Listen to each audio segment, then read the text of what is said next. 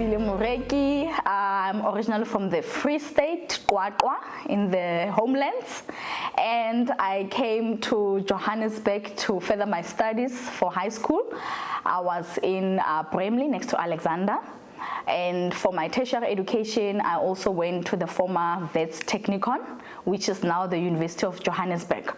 So that's where I finished my first diploma and started with some side hustles while I was still at varsity, because as you know, coming from the Free State, unfortunately I didn't have the luxury of all the resources that I needed, financial aid and so forth. So I needed extra pocket money, you know, so that I can be able to live comfortably at varsity.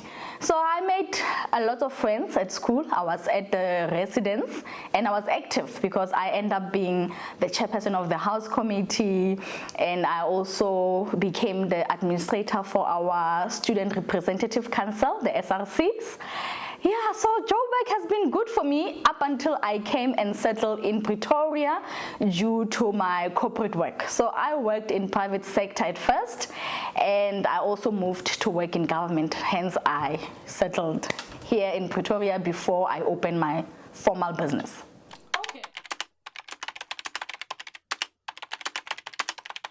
So the first successful business that I was running, it was my first franchise in the fast food, the Bonus Pizza. I opened it 2013. So the application was in 2012, and the mall, because it was a completely new mall at Olivenhout Bosch, that's when now I opened it the year later, because the mall had to be built from scratch.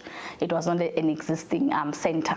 So that was my first formal business, where when I opened my doors, I had full equipment. I had about 14 staff complement. I had enough stock to at least run for about, you know, a month, and all the formal things like, you know, applying your VAT registrations, financial management, because before you open I had to compile a business plan with financial forecast. So that was my first formal business.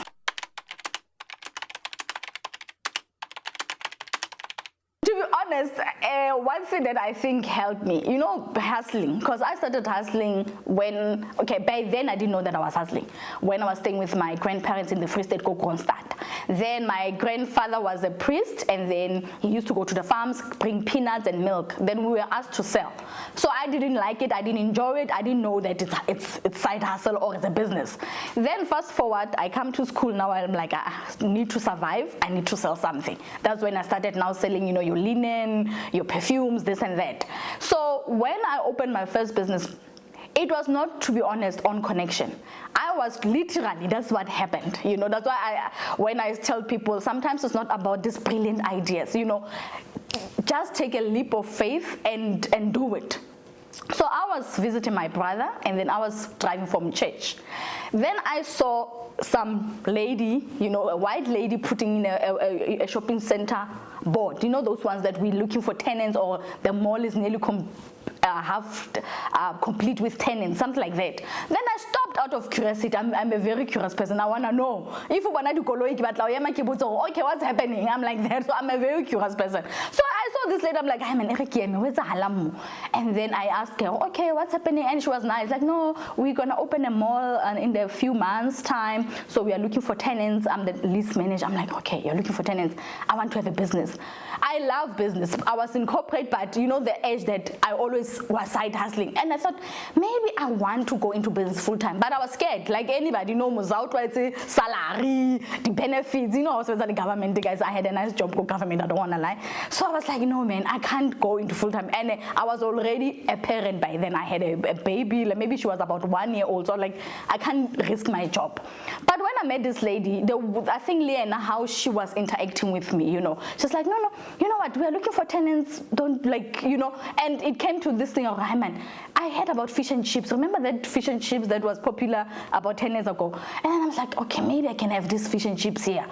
I didn't think how, what, when. I just said to her, maybe I could open a fish and chips. And she's like, no, unfortunately, it has been taken. How about you open a pizza business? So I think, yeah, now she was talking from a tenant mixed kind of an experience. I'm like, a pizza. And by then, I usually pizza. I get the cheese. Now I eat it. But then it was not like, by then, who knows about the pizza place. So I was not even familiar about the product. So I was like, okay, pizza place. I'm like, I am not sure. Then I drove off. But I don't want to lie. From that day, I was thinking about having a business at the shopping center. And when you started thinking about something, you start seeing these businesses all over. And I'm like, yes, now I can resign and work there full time. Then I can earn a salary. Then I started just Googling, pizza businesses. Then they will pop up different brands, there are about a lot of them. So I was like, okay, now I started loving this idea. So that's how my research started, and then I started reading about it. Then where I was working, there was a Debonaire's pizza down the road. I was not even using their service to order because by then, for me, if you want fast food, you go anything chicken, not pizza. So I was like, okay, let me just go and see. Then how Fikamola is pegged. I'm like, okay, this pizza business, which means it's a good business. And I'm like, hi man, I can now work here. I love to host people, I love to work with food. So I'm like, why don't I resign and start this business? So I think the other advantage was that, when you've got educational background, then I was already working as well, the corporate experience. So as I'm doing this research, things like funding applications pops up with FNB, with other banks, you see application for funding. Then you start thinking, okay, there are application for funding. Then you read. Then you find out that, they fund franchises. I didn't know. And because I was a curious person, I used to love attending the business expo. Working for government, for me, I was not really into any business unit. I was just in administration. But for me, at my spare time, I used to rope in my dad a lot because he was a reader.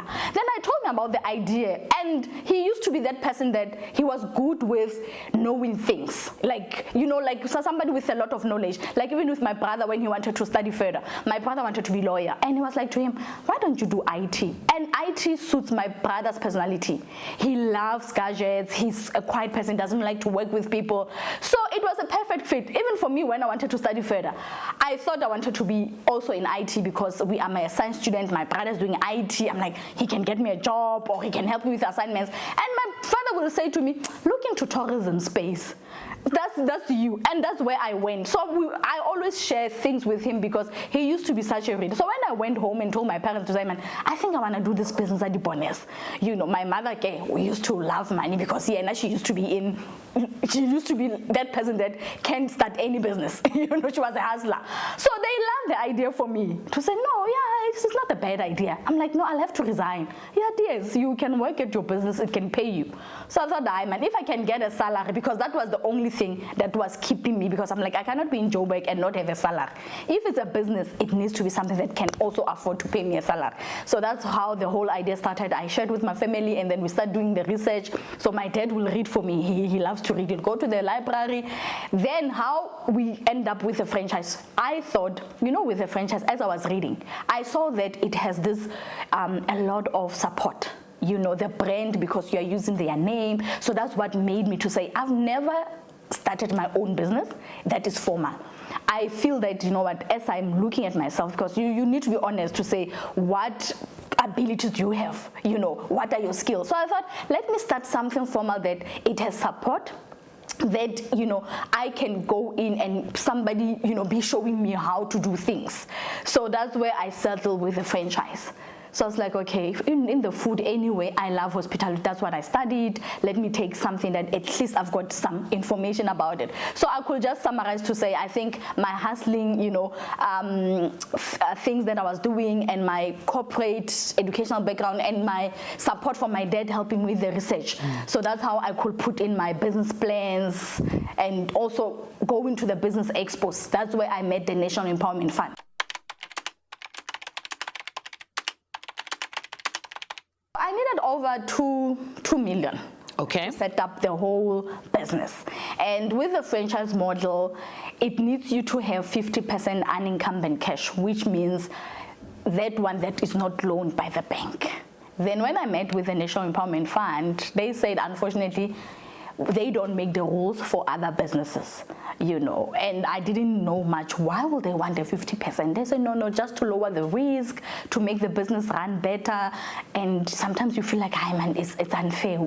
Like, I wouldn't have that so much money. And I was just sitting, you know, with my dad has quite associates, you know, a number of associates, which, because he used to work for Sasol, he was in the HR department. So people that used to work for, he made relationships where even us as his kids, we will meet those uncles and aunts. So I met this uncle, I wrote about him in my book, Phineas Masipa. He runs insurance company. So I was telling him to say, I love this business, but I don't have the unincumbent cash. And he gave me an advice to say, okay, what can you let go? What asset do you have that you can sell to raise money? I'm like, I don't have much asset. I just moved into this new house because I was staying in Waterkloof.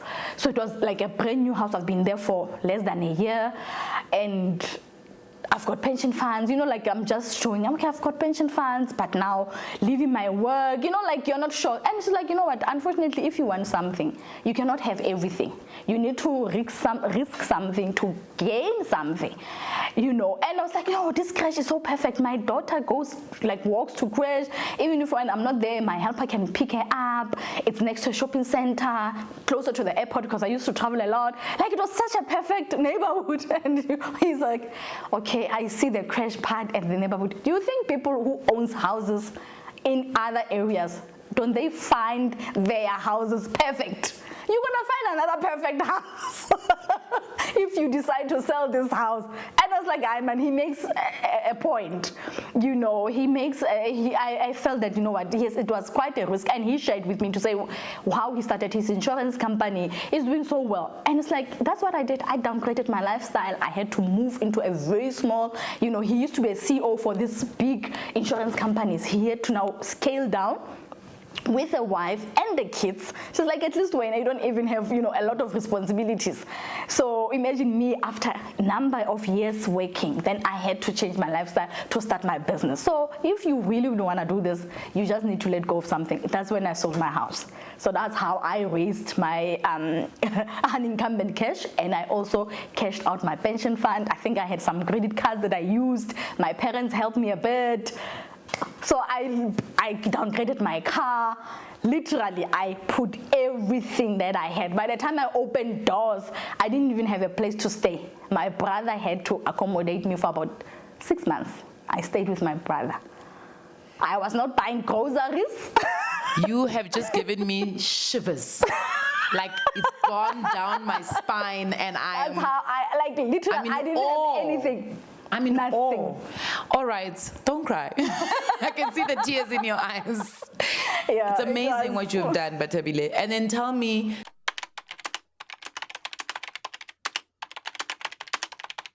So that's one thing that we need to understand as people, like how you apply for a home loan. You get application form, you must read it, complete it, and then, you know, there's a guide for each and everything. So you just need to follow that guide and not say because you don't have a certain document, therefore it feels like it's disadvantaging you. It's not disadvantaging you per se, but because it's an institution, they need to have rules that governs that are fair for each and every person who will come. So if you don't know, like even for me, there were other things that I didn't know, like when I was doing my financial forecast, because it's part of the template that I got, I was using another bank's templates that they shared with me. So as I was seeing like, okay, these figures now, how must I know how much do they pay salaries, how much I know how much stock they use. Then when I was visiting that other franchise, that's when now I'm speaking to the franchise owner, and then unfortunately he had a lot of, you know, other responsibilities, and then I was introduced to the store manager, you know, Hazel, which she's now my store manager. She's been my store manager now for about 5 years or 6 years. Yeah, so when I was doing my research, I met her and I realized, she knows so much about the business because she's in management. She does the schedules, she does the ordering of the stock, she understands the operations, which the business plan, it's mainly about operation. So I used to go and do the research. Sometimes when my dad is visiting, we used to go to Sunnyside, sit there at night, just see the traffic flow, because remember, to do your income projections, you need to understand how many feet traffic can you get, how many pizzas can you sell, or how many whatever that you are selling in your business. So we used to sit there. Sometimes I will call. I'll be at home and I call. On what other number are you? Because I realized, the order number goes, per sequence. So if I can just know, like, they're on order 250, they've sold that. Now you start knowing the average. So it's all about going out and doing research. The internet helps, but I think the best one is actually going to a certain business, whether it's a similar business or something in the same industry, so that at least you can understand the operations, because operations is actually the crux of everything about the business.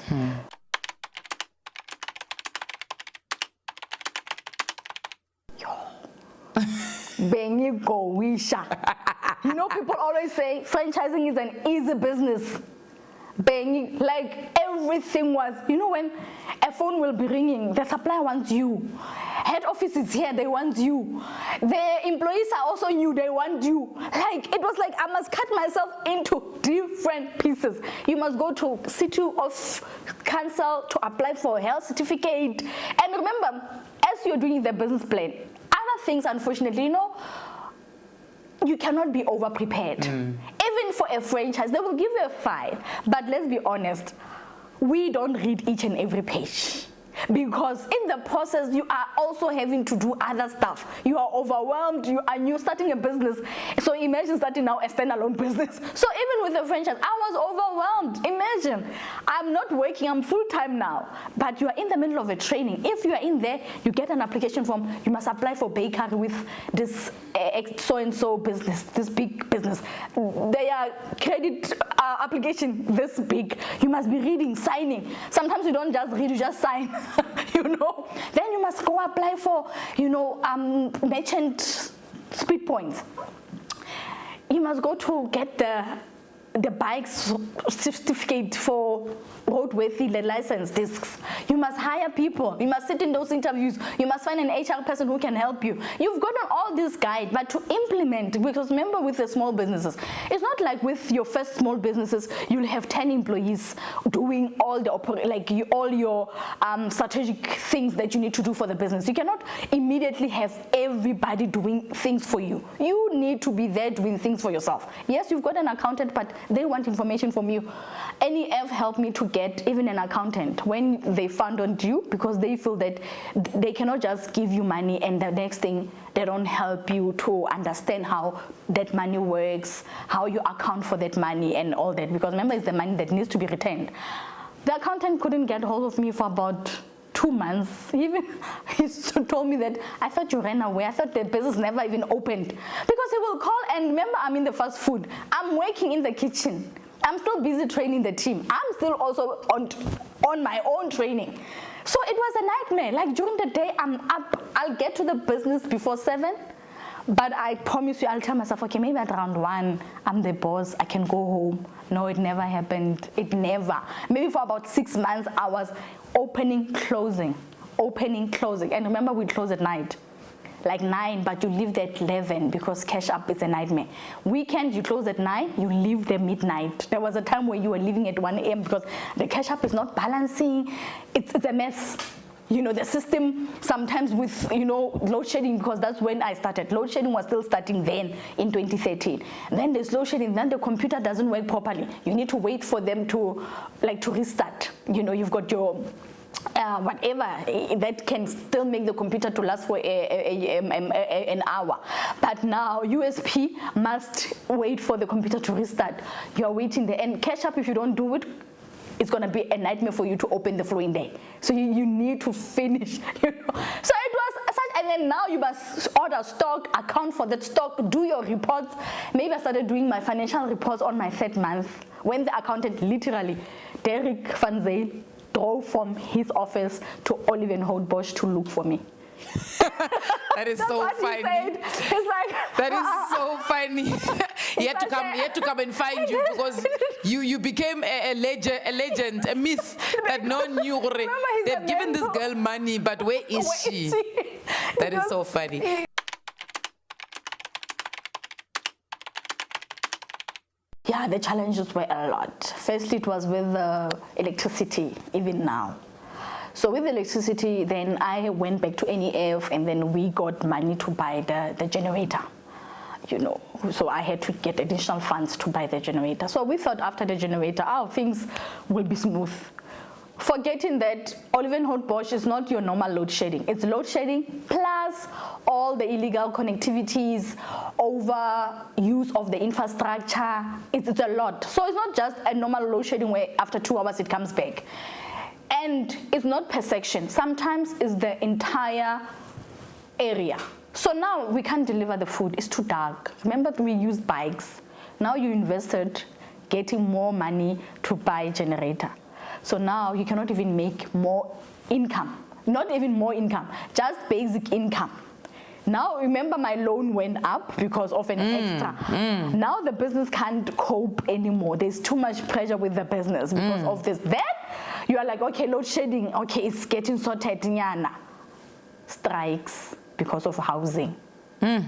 Then they close the shopping center because they like, you know, by R55, Olivenhout-Bosch, when they strike, they close the shopping center, they close the R55. So in retail, once we didn't sell that day, the food, you need to waste them. Because we need to sell you fresh food. Because we didn't expect that when we come the following day, there won't be trade. So we left things to defrost. So now, if they over defrost, now it's not good quality anymore. Now, on top of not making sale, losing income for that day, now it's wastage. On top of wastage, you are still billed for insurance that day. You are still billed for rental. You are still billed for anything that, you know, it's not like the business, if you didn't operate, your expenses that day becomes, you know, low.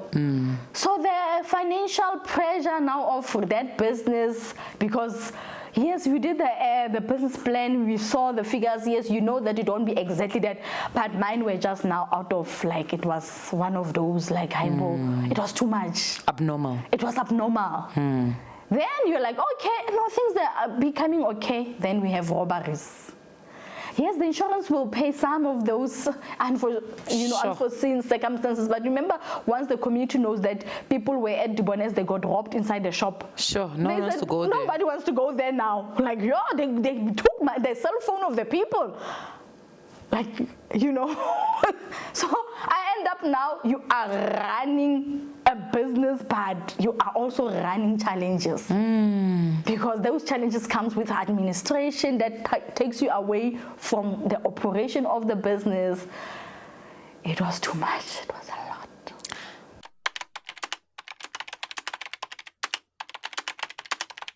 To be honest, it is a profitable business. I'm not gonna lie. You know, you just need to put in the work.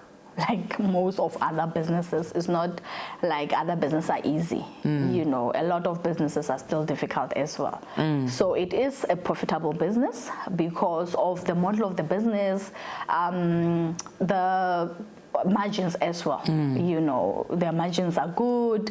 Yeah, so you just need to put in the work so that the business can work and put measures. Like for me, some of the things, they help me. Even when I took funding with the National Empowerment Fund, when I had problems, I could go back to them again, you know, to say, yo guys, I had this problem. They're like, okay, how can we restructure your finance? You know, and there was a time where I even had a local electrician, which it was recommendation from another store to say, oh no, they fix lights, what, and then I called him that day. The head office was coming to do my evaluation. The store is proper, it's neat, up to standard. Then the lights, they, you know, with the brands, the nice thing about them, they make you look after your asset. They don't like one light not working. No, it's a flickering. Big deal. Yes. Yeah. So I'm like, no, I'm having evaluation. Let me fix that downlight. Like a downlight it's a simple thing. It's not like too technical. The gentleman went up the roof, the ceiling, fixed the downlight, the ceiling fell. Like the whole ceiling. Whole ceiling fell. Not once board. No. The whole thing came down. We had to close the business for about 20 days. But if I still survived to even open and extend, you understand? If it was not a profitable business, I could have left. You know, if it was not a profitable business, I couldn't have managed to buy another house. You know, so I don't want to lie. I had challenges, and remember, it's not everybody who will have the same challenges as me. You know, but in general, I'm against all those odds. You know. I still managed to survive and even have, you know, the opportunity to extend to another business. So it is profitable.